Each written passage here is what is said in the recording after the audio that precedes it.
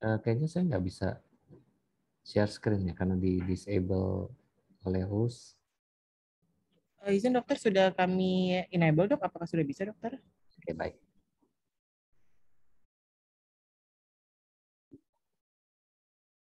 Ya, jadi sekali lagi sebenarnya topik pada sore hari ini sangat menarik karena mencoba untuk melihat sisi lain dari parturition. Tapi mungkin saya sedikit ubah topiknya menjadi the role of endocrine in pregnancy maintenance. Tapi ini hanya bercanda aja, saya tambahin sub judulnya adalah seperti ini. Beyond vaginitis and periodontitis. Karena kayaknya kita pemahaman kita tentang parturition kayaknya hanya sebatas vaginitis dan periodontitis sejauh yang sering saya dengar di morning conference. Mudah-mudahan setelah kita berdiskusi pada sore hari ini, paling tidak wawasannya agak sedikit lebih melebar sehingga kita bisa mencoba melihat faktor-faktor lain yang mungkin sangat berperan dalam kejadian parturition. Karena tadi dikatakan bahwa kita bicara endokrin, tentu kita bicara tentang hormon apa sih yang paling penting di dalam kehamilan. Nah, jadi kalau kita lihat di sini ya paling tidak ada 6 hormon yang sangat penting di dalam kehamilan dan tentunya persalinan ya. Dan tentu saya tidak akan membahas semuanya, tapi tentu kita akan membahas yang sangat esensial yang mungkin bisa menjadi bekal kalian dalam nantinya menangani kasus-kasus baik yang akan dipertahankan kehamilannya atau ingin diakhiri kehamilannya. Nah, sekarang kita bicara dulu tentang progesteron. Kalau kita bicara progesteron, pertama tentu semua paham bahwa di bawah usia kehamilan 10 minggu, progesteron akan dihasilkan oleh corpus luteum. Nah, oleh karena itu, pada usia kehamilan 10 minggu, kita mengenal ada sebuah istilah yang disebut sebagai luteoplacental shift, di mana peran corpus luteum untuk menghasilkan progesteron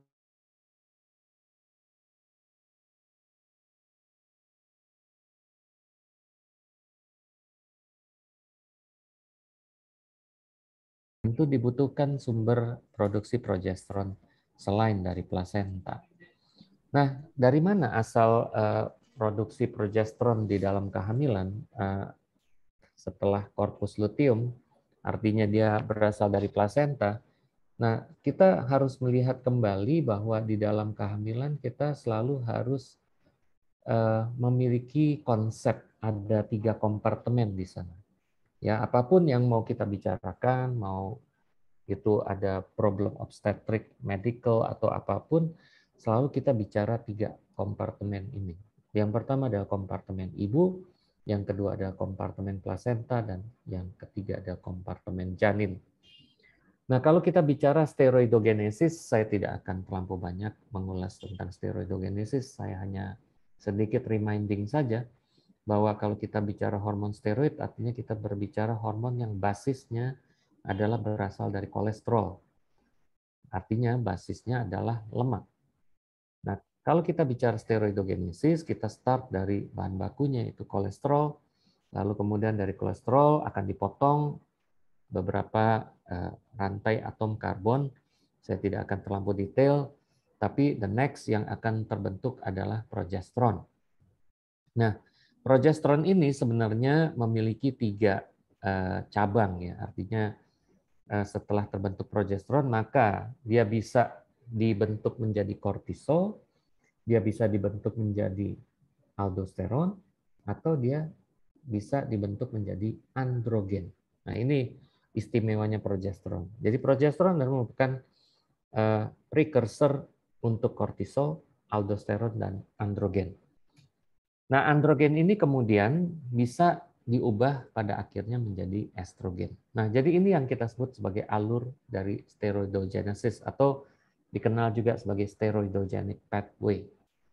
Nah, kalau kita bicara organ pembentuk hormon steroid, kalau sehari-hari memang di tubuh perempuan cuma 2, yaitu ovarium dan kelenjar adrenal. Nah, kalau kita berbicara ovarium, Maka kalau dalam aspek steroidogenesis, maka kita mengenal ada dua kompartemen di situ, yaitu kompartemen yang dikenal sebagai sel TK dan kompartemen yang disebut sebagai sel granulosa atau sering dikenal sebagai two cell two system. Ya, ini yang paling dikenal di interaksi antara dua sel ini. Nah, kalau kita lihat, semua alur yang terjadi pada steroidogenesis di ovarium itu terjadi pada dua kompartemen ini saja, yaitu di mana kolesterol akan diuptake oleh sel TK, lalu kemudian kolesterol diubah menjadi progesteron di sel TK, lalu progesteron itu sendiri selanjutnya akan diubah menjadi androgen pada sel TK. Apakah progesteron diubah menjadi kortisol dan aldosteron pada sel TK? Tentunya tidak. Kenapa?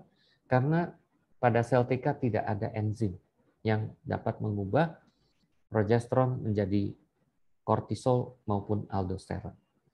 Nah, selanjutnya androgen yang dihasilkan pada sel TK ini selanjutnya akan dideliver ke sel granulosa dan di sel granulosa androgen ini akan diubah menjadi estrogen. Nah, artinya kita bisa melihat adanya sebuah complete steroidogenic pathway di dalam alur pembentukan hormon steroid di ovarium. Namun tidak demikian pada steroidogenesis pada pregnancy. Nah, kenapa bisa demikian? Karena bisa kita lihat di sini bahwa plasenta dia memiliki kapabilitas untuk menghasilkan estrogen dan progesteron. Layaknya seperti pada ovarium. Akan tetapi bisa kita lihat bahwa plasenta tidak dapat berdiri sendiri dalam menghasilkan estrogen dan progesteron. Nah, sekarang kalau kita lihat progesteron datangnya dari mana? Tentu kalau kita tadi sebutkan bahwa steroidogenesis itu bahan bakunya kolesterol, maka kolesterol pasti datang dari sisi maternal, ya, dan kemudian kolesterol ini akan diubah menjadi progesteron. Dan progesteron ini kemudian akan dikembalikan lagi ke sirkulasi maternal. Meskipun ada juga yang masuk ke dalam sirkulasi janin. Nah, jadi bisa kita lihat bahwa pembentukan progesteron ini sekali lagi ada eksklusif di plasenta. Tentu ini kita bicara pada saat kehamilan sudah menginjak usia kehamilan 10 minggu tentunya. Nah, bagaimana dengan estrogen? Estrogen juga akan dihasilkan oleh plasenta. Dan kalau kita lihat, kadar estrogen dari hari ke hari dengan bertambahnya usia kehamilan akan makin bertambah. Dan dari mana estrogen itu datang? Nah, kalau tadi kita lihat pada ovarium, sel granulosa dan sel TK ini saling berkoordinasi untuk menghasilkan estrogen, maka kalau di sini bisa kita lihat bahwa plasenta tidak dapat langsung menghasilkan estrogen. Kenapa bisa demikian? Karena setelah terbentuk progesteron pada plasenta, maka plasenta tidak dapat melanjutkan journey-nya untuk diubah menjadi androgen. Kenapa bisa demikian? Karena tidak ada enzim yang dapat mengubah progesteron menjadi androgen pada plasenta. Sehingga progesteron akan stuck di situ. Nah, seperti saya katakan tadi, progesteron akan dikembalikan ke sirkulasi maternal atau dia masuk ke sirkulasi janin. Nah, apa yang terjadi pada progesteron yang masuk ke sirkulasi janin? Maka progesteron ini seperti saya sudah sebutkan di depan bahwa progesteron ini memiliki sebuah capability untuk diubah either menjadi kortisol, aldosteron maupun androgen. Dan di mana organ endokrin yang dapat mengubah menjadi 3 hormon steroid itu, tentunya semua paham pasti ada di kelenjar adrenal. Karena ovarium tentunya tidak dapat menghasilkan kortisol dan aldosteron. Nah, progesteron yang sudah dikembalikan ke sirkulasi maternal tadi selanjutnya akan diubah menjadi hormon either kortisol, adrenal, atau androgen. Akan tetapi kembali, seperti layaknya plasenta, androgen yang sudah terbentuk di kelenjar adrenal janin ini tidak dapat melanjutkan perjalanannya sehingga bisa diubah menjadi estrogen. Karena ternyata kelenjar adrenal pada janin tidak memiliki enzim yang dapat, katakanlah, membolehkan DHEAS ini untuk dapat kemudian melanjutkan perubahannya hingga kemudian menjadi sebuah hormon estrogen. Nah, inilah yang terjadi. Sehingga apa yang kemudian dilakukan, maka kadar androgen yang berasal dari kelenjar adrenal janin ini kembali ke plasenta. Dan di plasenta, barulah androgen ini kemudian diubah menjadi estrogen, barulah estrogen yang dihasilkan oleh plasenta ini dikembalikan ke sirkulasi maternal. Jadi memang agak sedikit complicated, tapi kalau kita memahami steroidogenesis dengan baik, rasa-rasanya sih tidak sulit untuk memahami apa yang akan terjadi pada steroidogenesis in pregnancy. Karena ini merupakan sebuah dasar dari memahami bagaimana mekanisme pembentukan hormon steroid di dalam kehamilan. Nah, kalau kita bicara tentang komponen estrogen, tentu kalau mau lebih detail lagi kita tahu ya bahwa hormon estrogen ini ada 3 jenis. Ada estron, ada estradiol, ada estriol. Nah, ternyata kalau kita lihat, umumnya androgen yang akan diubah menjadi estron dan estradiol itulah berasal dari kelenjar adrenal, androgennya. Akan tetapi yang diubah menjadi estriol, androgennya justru datang dari liver janin. Nah, jadi bisa kita lihat bahwa ternyata karena perbedaan sumber yang ada, maka tentu ternyata dalam menganalisis keberadaan hormon estrogen ini juga perlu mendapatkan perhatian.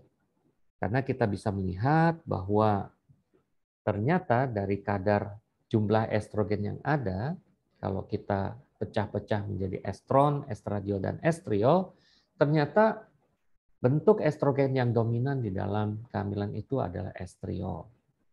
Dan estriol ini datang dari liver janin.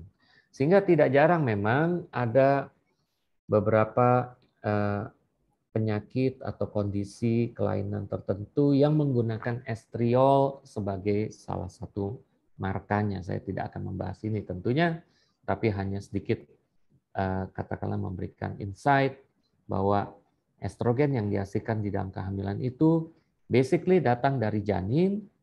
Kalau kita bicara tepatnya organnya, yaitu bukan hanya kelenjar adrenal, tapi juga ada liver janin di situ.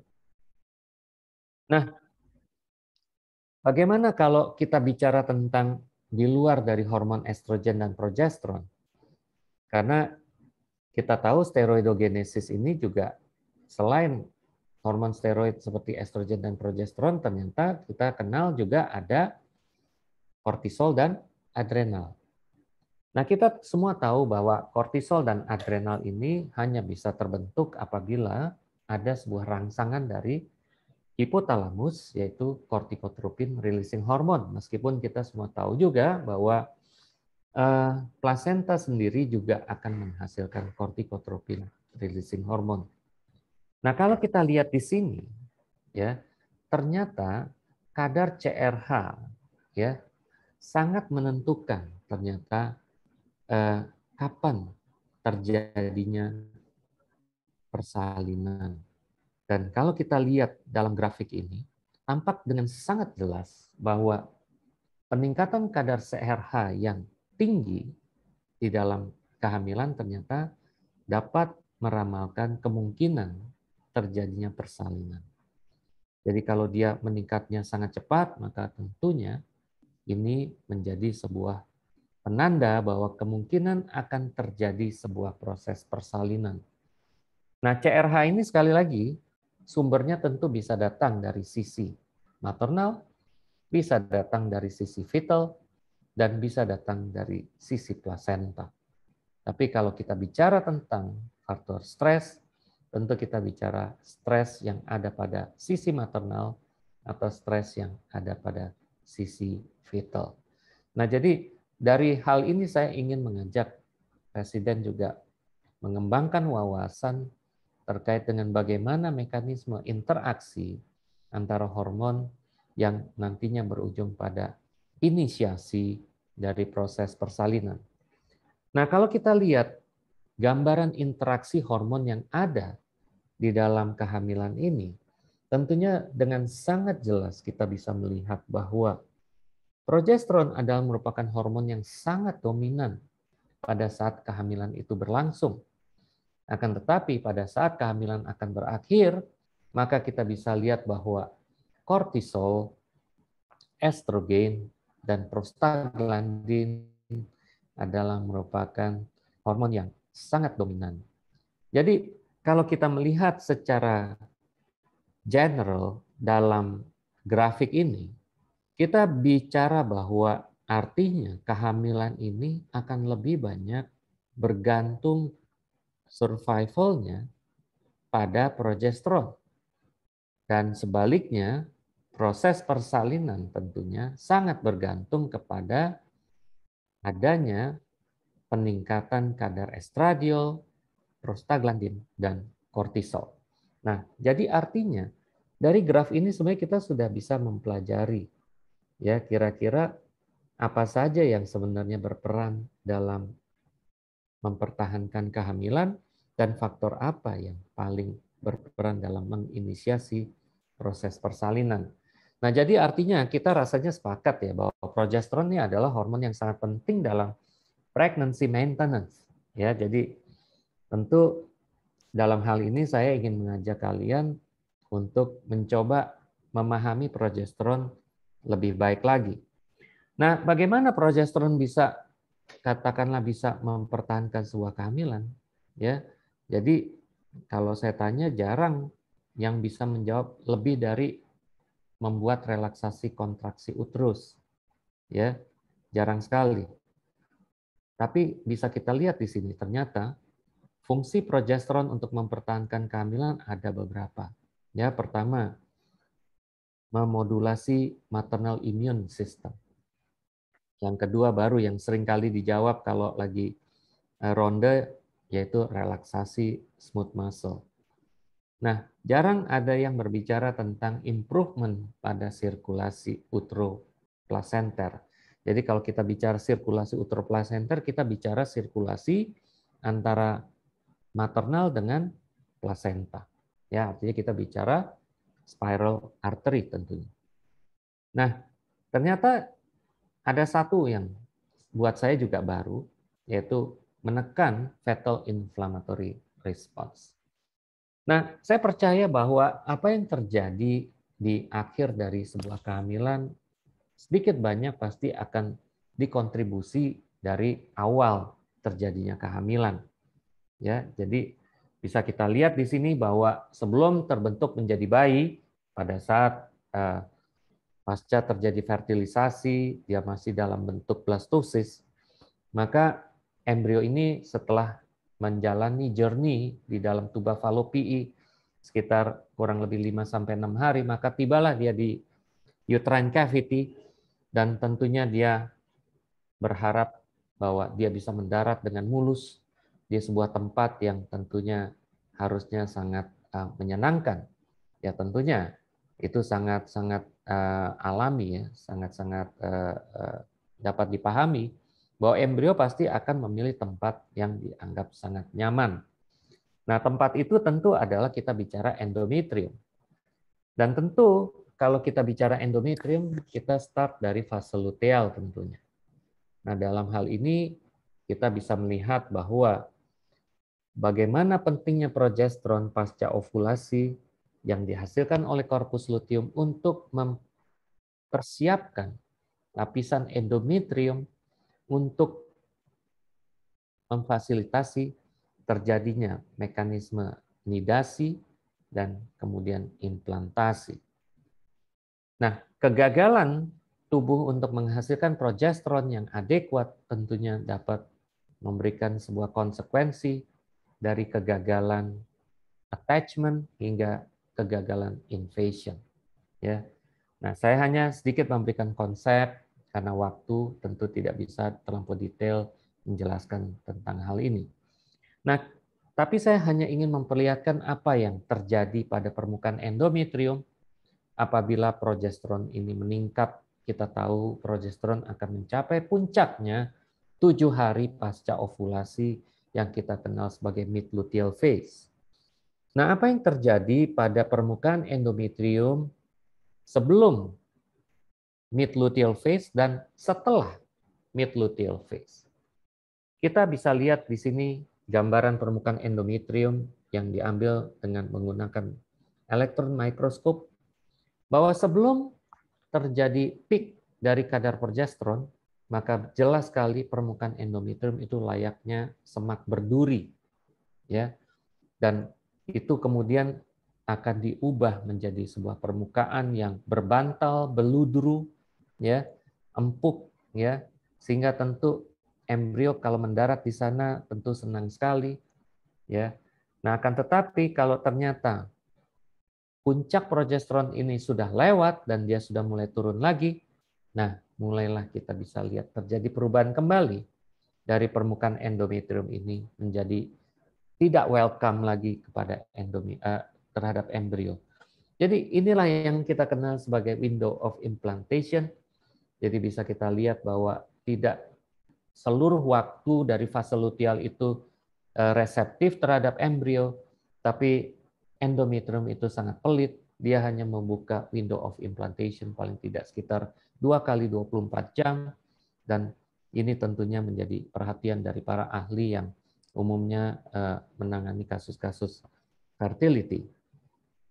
Nah, selain dari isu terkait dengan endometrium, maka kita juga harus tahu bahwa embrio ini datang berasal dari sebuah proses fertilisasi sperma dan oocyte. Ya, sperma ini tentunya adalah merupakan sebuah sel gamet yang kita ketahui akan membawa setengah materi kromosom dari paternal. Nah, apa jadinya kalau embrio ini kemudian membawa materi genetik yang datang dari paternal? Tentu akan ada ekspresi antigen paternal. Nah, kalau dia mengekspresikan antigen paternal, tentu embrio ini adalah sebuah benda yang bersifat semi alogenik. Ya, artinya benda yang setengah asing. Nah, tentunya ini kalau kita melihat dari sudut pandang kacamata seorang imunologis, tentu rasanya berpotensi embrio ini akan di-reject karena dia membawa paternal antigen. Nah, sejak tahun 50-an ya, Sir Peter Medawar sudah menyampaikan adanya teori yang menjelaskan kenapa janin yang setengah asing itu kok bisa diterima oleh rahim ibunya. Tadinya beliau mengajukan 3 hipotesis ya yang dapat menjelaskan kenapa paternal HLA ini atau paternal antigen ini bisa ditoleransi oleh sistem imun maternal ya.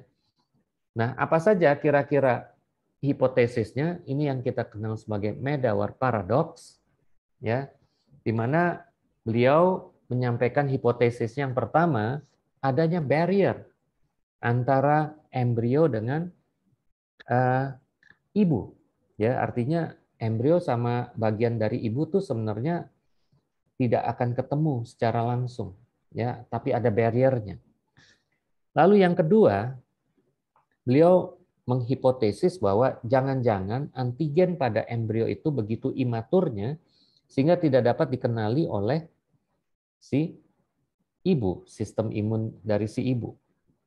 Lalu hipotesis yang ketiga adalah adanya ignoransi ya, entah kenapa, ya, dari sistem imun ibunya, karena mungkin embrio ini dianggap barang yang simple, ya, tidak dianggap sesuatu yang menakutkan, sehingga sistem imun si ibu tidak bereaksi dengan keberadaan embrio. Akan tetapi teori Medawar yang sudah dipikirkan tadi susah-susah oleh beliau ternyata terpatahkan. Ya, ini yang sering saya tanyakan juga pada saat jaga apa yang terjadi pada saat terjadinya implantasi, siapa itu trofoblast, apa saja tipe-tipe trofoblast. Nah, di sini bisa kita lihat bahwa ada yang disebut sebagai extravillous trophoblast. Extravillous trophoblast ini ada dua. Ada yang memang dia berada di lapisan DC2, tapi ada juga yang dikenal sebagai endovascular trophoblastic cells yang keberadaannya justru ada di dalam lumen pembuluh darah arteri spiralis. Nah, ditemukannya sel-sel trofoblast pada lapisan DC2 dan juga pembuluh darah arteri spiralis jelas akan mematahkan hipotesis dari Medawar paradox tadi. Ya, ternyata embrio tidak takut untuk terekspos dengan sistem imun maternal. Ya, kenapa? Ya, karena ternyata ada sebuah mekanisme yang memicu terjadinya imunotolerance. Dan siapa yang memicu imunotolerance itu? Progesteron. Sekali lagi, saya tidak punya waktu untuk menjelaskan apa saja yang terjadi di dalam imunotolerance karena itu satu kuliah tersendiri. Tapi saya hanya ingin menyatakan bahwa dengan adanya progesteron, maka sistem imun maternal di organ reproduksi akan bersifat toleran terhadap keberadaan janin yang bersifat semi-alogenik. Nah, setelah janin dipersiapkan tempat mendaratnya, lalu janin itu juga dianggap sebagai sahabat, tidak dianggap sebagai musuh, maka janin ini tentu akan butuh sebuah support. Karena janin perbekalannya terbatas. Ya, kita tahu bahwa janin pada 10 minggu pertama kehidupannya di dalam kehidupan in utero, dia ada punya bekal yang kita kenal sebagai yolk sac. Nah, jadi biasanya pertumbuhan janin yang baik bukan hanya kita menilai adanya peningkatan dari ukuran CRL saja, tapi juga kita juga bisa melihat dari penurunan dari diameter yolk sac. Karena itu menunjukkan bahwa janin mengkonsumsi makanannya. Nah, akan tetapi selebihnya janin juga berharap bahwa dia akan mendapatkan support dari ibunya tentunya. Nah, tentu kita bicara tentang sirkulasi. Nah, dalam hal ini ternyata kita bisa melihat bahwa keberadaan hormon estrogen dan progesteron ini jelas sangat mempengaruhi pembentukan atau perubahan pada spiral artery yang kita kenal sebagai adanya mekanisme vascular remodeling. Dan kita bisa lihat di sini bahwa adanya invasi dari endovascular trophoblast jelas memegang peranan yang sangat penting.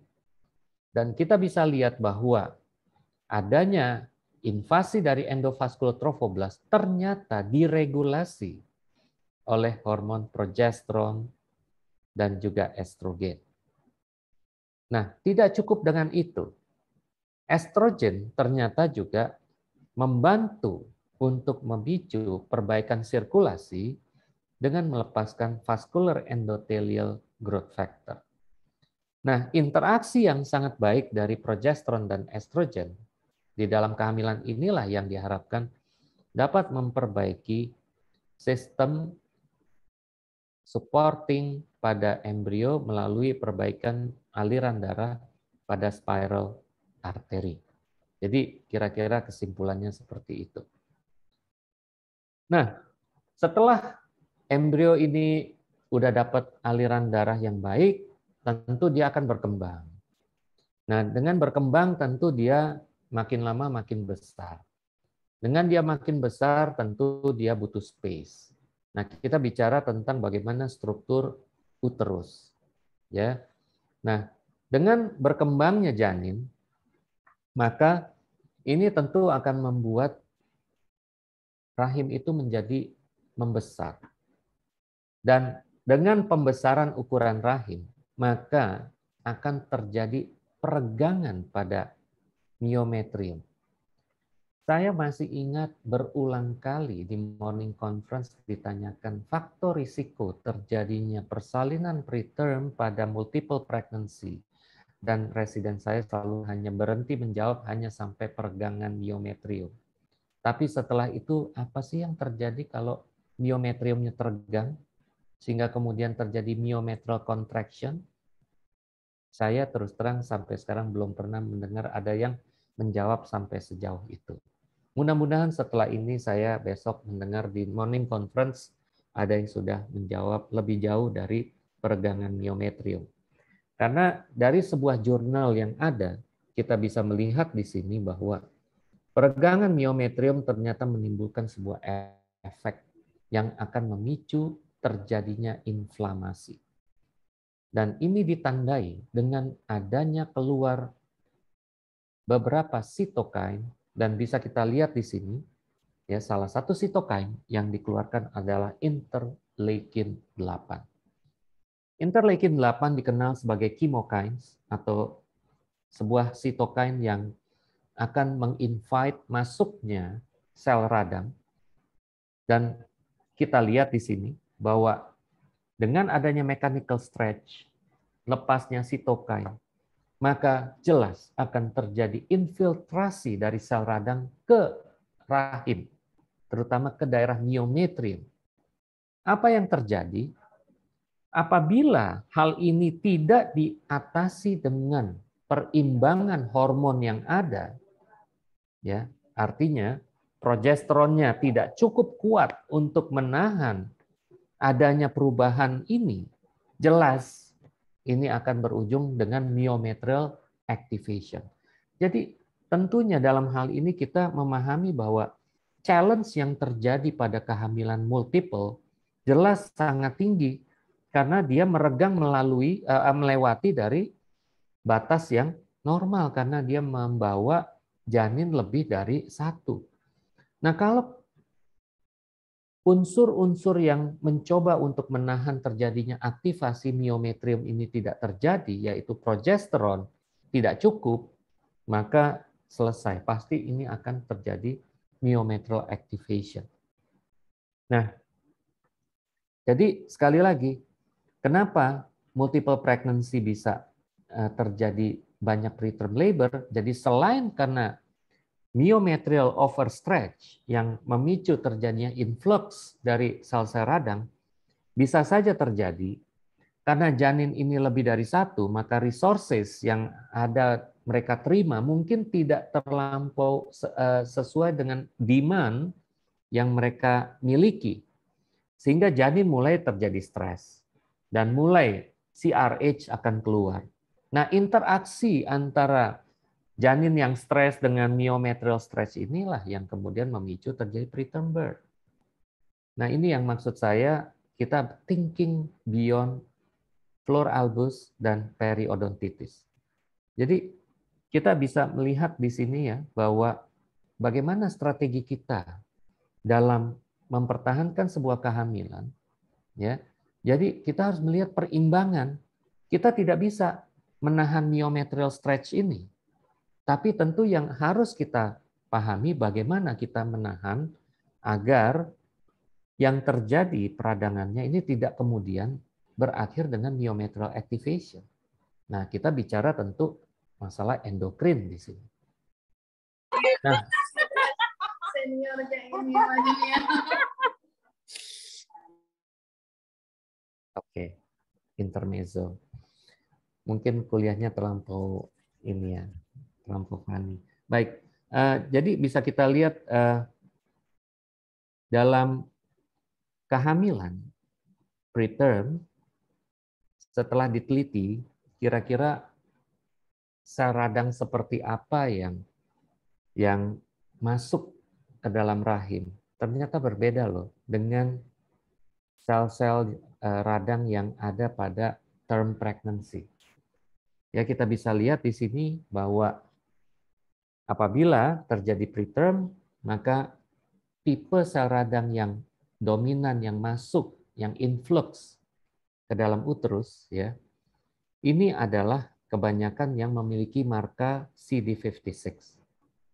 CD56 adalah marka yang ada pada natural killer cells, ya, sebagai sebuah sel yang berada pada jajaran innate immunity. Nah, sedikit berbeda dengan yang term pregnancy. Kalau kita lihat sel radang yang masuk umumnya adalah sel-sel radang yang memiliki marka CD4, yaitu marka yang umumnya kita temukan pada limfosit T helper. Nah, jadi di sini bisa kita lihat juga jenis dari sel radang yang masuk juga ternyata sangat-sangat menentukan. Ya, tentu ini adalah hanya merupakan sebuah theoretical thinking, ya, bukan untuk kita cari-cari dalam menegakkan diagnosis, tapi ini ada yang merupakan sebuah theoretical thinking, karena kita tahu bahwa limfosit T helper ini biasanya adalah limfosit yang kerjanya adalah meregulasi sistem imun, sementara kalau kita bicara natural killer, umumnya ini adalah sel-sel yang aktif dalam cellular immune response dan biasanya umumnya terjadi dalam proses inflamasi. Nah, jadi kalau kita bisa lihat di sini, ya, bahwa kalau terjadi masuknya sel-sel radang tadi ke dalam rahim, maka lambat laun sel radang ini akan mulai masuk ke lapisan desidual. Maka kemudian terjadilah apa yang disebut sebagai decidual inflammation. Yang kalau tidak kita aware, maka inflamasi ini kemudian akan berlanjut menjadi myometrial inflammation. Nah, dalam hal ini, disinilah kejelian kita dalam menangkap fenomena adanya inflamasi ini. Dan kemudian apabila ternyata inflamasi ini kemudian diikuti juga dengan penurunan kadar progesteron, maka jelas sekali inflamasi ini pasti akan memicu myometrial activation yang berujung dengan labor and delivery. Akan tetapi, saya hanya ingin menyatakan bahwa hal ini bukan sesuatu yang selalu buruk, ya. Jangan disangka karena inflammation lalu ini dilabel menjadi sesuatu yang jelek. Karena ini juga merupakan sesuatu hal yang sangat fisiologis apabila memang kehamilan sudah mencapai usia kehamilan yang cukup bulan atau full term, ya, maka bisa kita lihat bahwa progesteron dalam full term pregnancy memang biasanya sudah akan turun. Nah, dengan adanya penurunan progesteron, masuknya influx sel radang tentunya akan berujung kepada initiation of labor. Nah, jadi saya melihat bahwa kondisi terjadinya inflamasi ini tentu bisa dipicu oleh dua kondisi, baik kondisi yang sifatnya fisiologis maupun kondisi yang sifatnya patologis.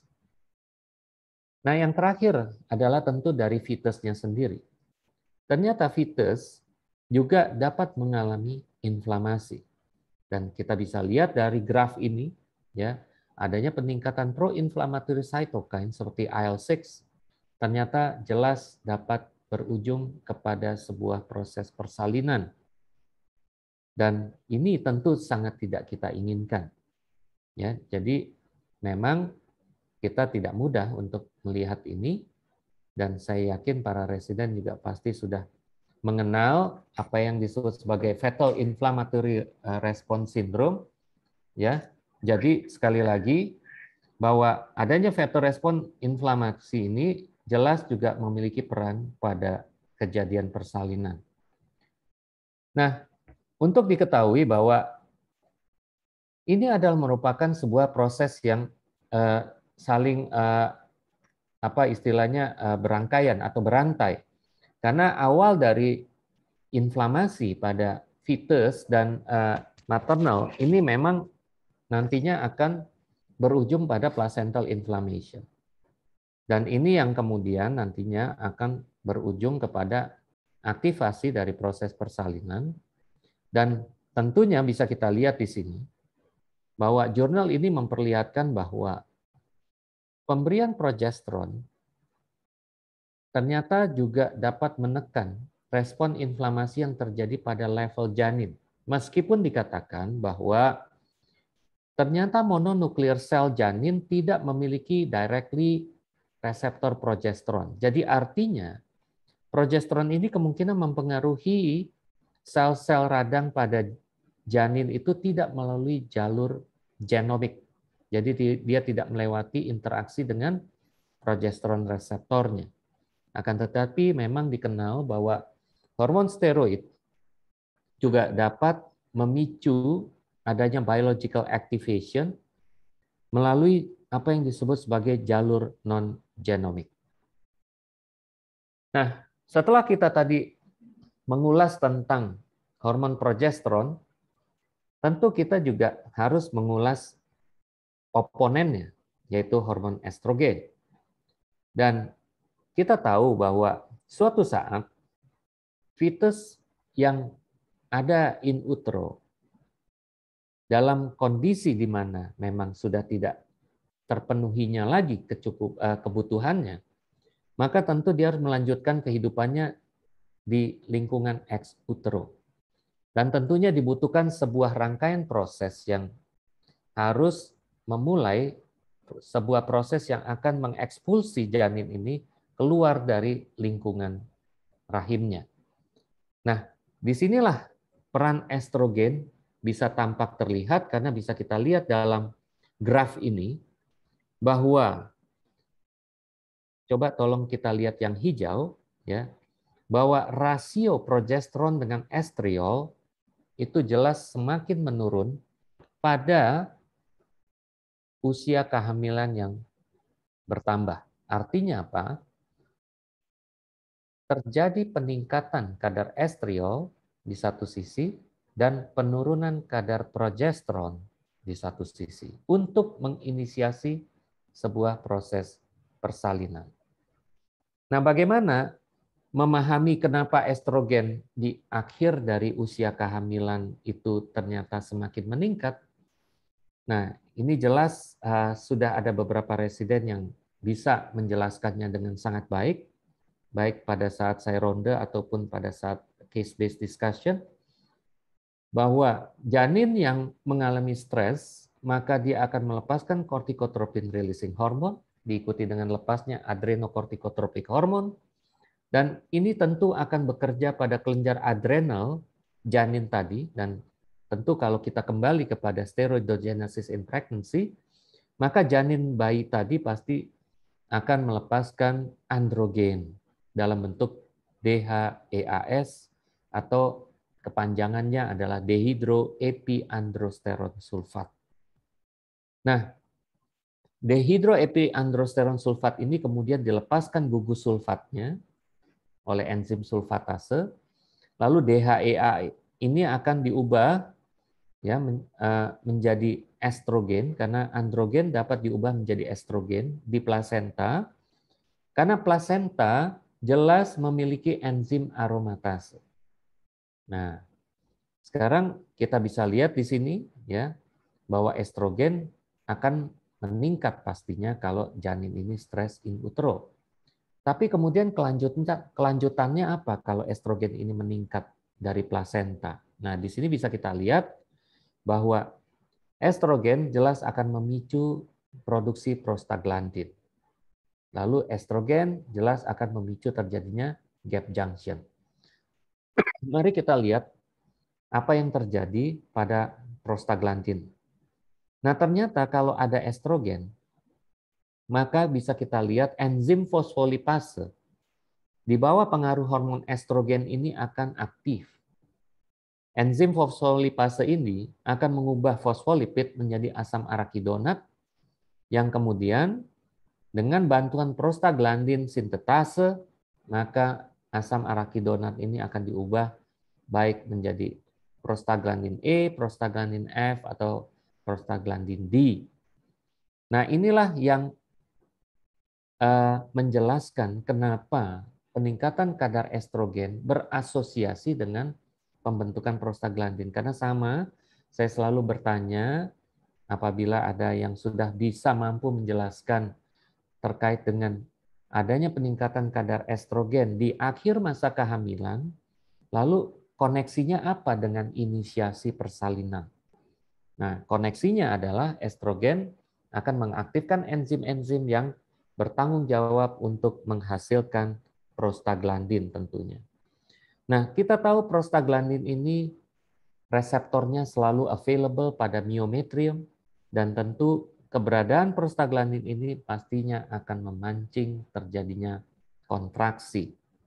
Nah, kontraksi yang ada pada otot miometrium tentu akan menimbulkan sebuah feedback pada kita tahu ada hipofisis, dan kita kenal bahwa hipofisis di pars posterior atau posterior pituitary, di situ akan dilepaskan oksitosin. Nah, ternyata adanya kontraksi yang ditimbulkan oleh prostaglandin ini akan menyebabkan posterior pituitary akan melepaskan oksitosin. Tapi kalau kalian ditanya apakah oksitosin dihasilkan di posterior pituitary, itu salah. Karena oksitosin sebenarnya dihasilkan di hipotalamus, namun akan dilepaskan di posterior pituitary. Karena posterior pituitary berbeda dengan anterior pituitary yang memiliki kelenjar yang sangat banyak, sehingga sering dikenal sebagai adenohypophysis. Posterior pituitary sebenarnya hanya merupakan terminal dari sebuah serabut saraf yang panjang yang datang dari hipotalamus, dan di situ akan dilepaskan oksitosin dan antidiuretik hormon. Nah, tentunya oksitosin yang dilepaskan oleh posterior pituitary harus bekerja di reseptor oksitosin. Nah, oleh karena itu jelas dibutuhkan oksitosin reseptor, dan ternyata estrogen menghasilkan oksitosin reseptor. Nah, inilah yang kenapa kita bisa memahami induksi persalinan yang sering kalian lakukan setiap kali start dengan pemberian prostaglandin. Karena pemberian prostaglandin akan memicu kontraksi, dan kemudian kontraksi yang ada akan memberikan feedback kepada posterior pituitary untuk melepaskan oksitosin. Dan inilah yang nantinya akan berlanjut menjadi sebuah mekanisme persalinan yang berjalan. Nah, akan tetapi jelas bahwa kontraksi yang dibutuhkan juga harus berjalan dengan simultaneous, dan tentunya kontraksi yang ritmik dan simultaneous ini akan memfasilitasi terjadinya retraksi dari serabut-serabut miometrium yang nantinya tentunya akan menyebabkan serviks yang lebih banyak komponen jaringan ikatnya akan teretraksi, sehingga kita bisa mulai melihat adanya perubahan serviks, di mana kita bisa melihat akan terjadi katakanlah kolagenolisis atau proteolisis dari serviks yang menyebabkan serviks tadi akan menjadi jauh lebih soft. Dan karena dia menjadi lebih soft dan kemudian ditambah dengan kontraksi, maka akan terjadi pendataran dari serviks. Inilah yang kalian nilai awal pertama sebelum melakukan induksi yang kita kenal sebagai pelvic score. Jadi tentu arah dari serviks, panjang dari serviks, konsistensi dari serviks, ini merupakan parameter yang sebenarnya menunjukkan adanya cervical ripening. Dan tentu saja ini diawali dengan sebuah mekanisme kontraksi.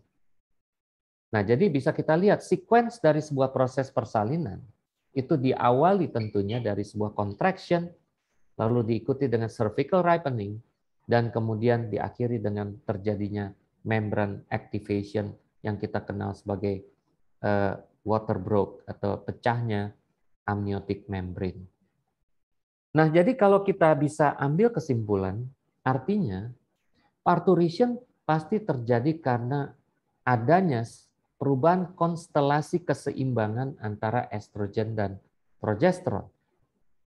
Dan kalau kita lihat jelas sekali di sini, ya kembali kepada grafik yang sudah saya sampaikan tadi, bahwa pada saat terjadi delivery, jelas hormon estrogen, prostaglandin, kortisol sangat dominan dibandingkan dengan progesteron.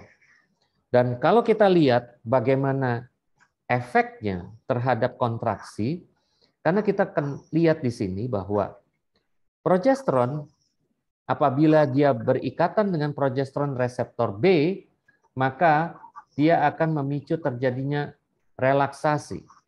Akan tetapi kalau dia berikatan dengan progesteron reseptor A, justru dia akan memicu inhibisi dari progesteron reseptor B, dan ini berakibat aktifnya estrogen reseptor yang apabila ada estrogen di situ maka dia akan memicu produksi dari contraction associated peptide atau yang dikenal sebagai CAP. Nah, jadi artinya dalam hal ini sebenarnya kita bisa melihat kalau estrogennya makin naik dan progesteronnya makin turun, jelas sekali di sini pasti akan terjadi gangguan kesetimbangan dan tentunya mekanisme yang akan menghambat myometrial contractility jelas akan menurun, sementara faktor yang akan memicu myometrial contractility jelas akan meningkat.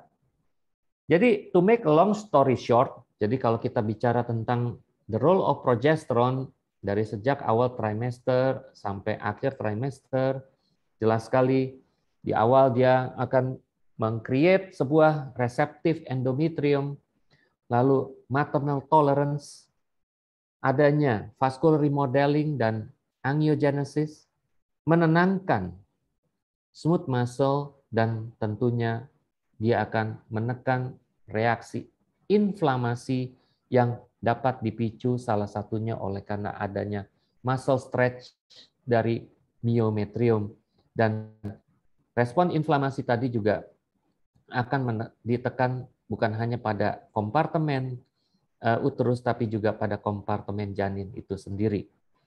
Nah, sementara sebaliknya, the role of estrogen ya dalam parturition jelas dia sangat dominan karena dia akan memicu pembentukan prostaglandin yang diikuti dengan peningkatan gap junction pada myometrium dan juga pembentukan oksitosin reseptor. Dan saya tadi lupa, gap junction ini sangat dibutuhkan untuk menjaga simultannya gerakan kontraksi sehingga potensial aksi yang timbul itu akan dengan sangat cepat dialirkan pada semua myometrial fiber ya, sehingga dengan cepat kontraksi ini akan terjadi secara simultan. Nah, inilah peran dari gap junction. Jadi sekali lagi kalau kita bicara tadi menjawab kapan preterm, kapan postterm, ya jadi artinya kalau terjadi berbagai mekanisme pada rangkaian yang panjang terkait dengan problem rangkaian dari homeostasis antara estrogen dan progesteron, kalau ternyata estrogennya lebih dominan daripada progesteron, tentu inisiasi persalinan ini akan terjadi, dan kalau misalnya ini terjadi pada usia kehamilan yang sangat dini, jelas pasti akan terjadi fenomena preterm birth. Akan tetapi on the other hand, kalau kita justru hormon estrogen ini menjadi sangat tidak dominan dan masih terus progesteron yang dominan, dan ini apabila di-maintain terus-menerus, maka kemungkinan kejadian postterm bisa terjadi. Ya, jadi ini kira-kira yang bisa saya sampaikan pada diskusi kita sore hari ini. Semoga bisa menambah wawasan dan hasanah pengetahuan dari para residen sehingga kita bisa berbicara beyond dari vaginitis dan periodontitis. Terima kasih atas perhatiannya tentunya. Wassalamualaikum.